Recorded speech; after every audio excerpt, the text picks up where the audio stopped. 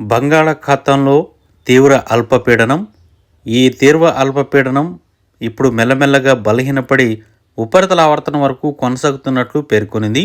దీని ప్రభావంతో కోస్తా తీరం వెంబడి బలమైన ఈదురుగాలులు వీస్తాయని పేర్కొనింది. అలాగే రాష్ట్ర వ్యాప్తంగా మోస్తరు వర్షాలు కురవనున్నట్లు వెల్లడించింది. అయితే ఈరోజు నెల్లూరు జిల్లాలో మాత్రం భారీ వర్షం కురిసే అవకాశం ఉందని వాతావరణ శాఖ వెల్లడించింది. నెల్లూరు జిల్లాలతో పాటు పలు జిల్లాలకు భారీ వర్షాలు పొంచి ఉన్నట్లు తెలిపింది.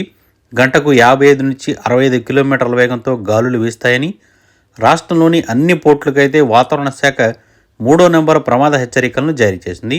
ఈ క్రమంలో మత్స్యకారులు ఎవరూ కూడా వేటకు వెళ్లరాదని తెలిపింది.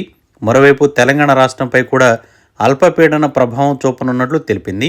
ఇప్పటికే హైదరాబాద్లో పలుచోట చిరుజల్లులు పడుతుండగా రాబోయే 4 రోజుల పాటు ఇదే వాతావరణ పరిస్థితి నెలకొంటుందని వాతావరణ శాఖ స్పష్టం చేసింది. దీంతో తెలంగాణ రాష్ట్ర వ్యాప్తంగా కూడా పలు జిల్లాల్లో మనకి వర్షాలు పడే అవకాశం ఉన్నట్లు, అదేవిధంగా చలి తీవ్రత అనేది మరికాస్త పెరిగే అవకాశం ఉందని తెలిపింది. తూర్పు ఆగ్నేయ దిశ నుంచి తెలంగాణ వైపుగా శీతల గాలులు అయితే వీస్తున్నాయని, దీంతో చలి తీవ్రత పెరిగే అవకాశం ఎక్కువగా ఉందని వాతావరణ శాఖ అధికారులు తెలిపారు.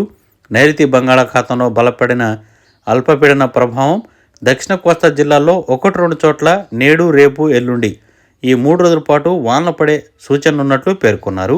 ఏడాదికి ఇవే చివరి వానలు కావచ్చని, ఇక వచ్చే ఏప్రిల్ వరకు భారీ వర్షాలేవీ ఉండబోవని వాతావరణ శాఖ పేర్కొనడం విశేషం. ఈ నెలాఖరు నుంచి చలిగాలుల తీవ్రత పెరిగే అవకాశం ఉందని, జనవరి 2వ వారం వరకు ఈ పరిస్థితి కొనసాగుతుందని హెచ్చరించింది. అయితే ప్రస్తుతం వానాకాలం ముగిసి శీతాకాలం కొనసాగుతుంది. సాధారణంగా ఈ కాలంలో వర్షాలు పడవు, కానీ అల్పపీడనం, వాయుగుండం, ఫెంగల్ తుఫాన్ వంటి విపత్తులతో ఇప్పటికే పలుమారు ఆంధ్రప్రదేశ్ మరియు తెలంగాణ రాష్ట్ర వ్యాప్తంగా భారీ వర్షాలు ధోరణి అనేది కొనసాగింది. ఇక వచ్చే వేసవి కాలం వరకు మోస్తరు వర్షాలు, భారీ వర్షాలు, అల్పపీడనం ఉండే అవకాశం అనేది స్పష్టం.